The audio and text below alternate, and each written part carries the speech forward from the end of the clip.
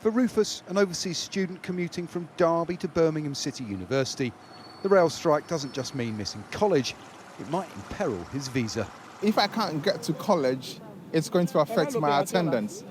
And I might run into problems with UK border and enforcement because attendance is part of my eligibility to be in the country. There will be millions of tales of inconvenience this week when the biggest national rail strike in 30 years goes ahead, last-ditch talks collapsing in acrimony. Unions blaming government for tying the hands of rail companies. We have kept up cordial relationships with the employers all the way through this, but what we have come to understand is that the dead hand of this Tory government is all over this dispute, and the fingerprints of Grant Shapps and the DNA of Rishi Sunak are all over the problems on the railway and indeed the problems in this society. And until they allow these employers to negotiate freely, I can't see that we're going to get a settlement. In a dispute over paying conditions, RMT members, including guards, catering staff and signallers, are asking for a 7% pay rise. Network Rail, which is publicly owned, offered 2% plus another 1% conditional on a restructuring plan that could cut 2,500 jobs and require changes to working hours. The government announced a change to the law that will allow agency workers to cover for striking staff. The Transport Secretary saying rail workers owe the public for support during the pandemic. We put £16 billion of taxpayers' money in. That's the equivalent of £600 per household in the country to support railway workers.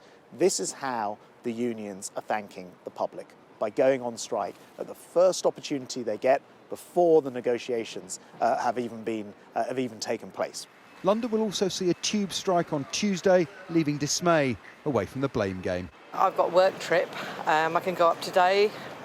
Tomorrow's obviously the strike.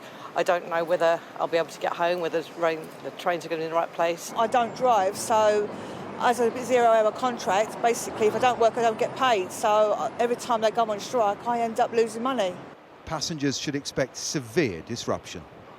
There'll be a very limited service. Only about 20% of services will be running and only on about half the network. So please check before you travel, and if you can avoid travelling tomorrow, then please do. Unions say they're fighting for everyone affected by the cost of living crisis, but this dispute also has its roots in the pandemic. COVID-19 undermined the business model of the railways, and it's left the state-owned Network Rail, which manages stations like this, battling to rebalance the books for a future that may have fewer passengers, just as the government takes greater control of the network through a new body, Great British Railways, which will set fares and negotiate directly with staff, including train drivers, who aren't even striking this week. That's why neither ministers or unions want to back down. There may not be a train at your platform tomorrow, but another dispute may be along shortly. Paul Kelso, Sky News in Birmingham.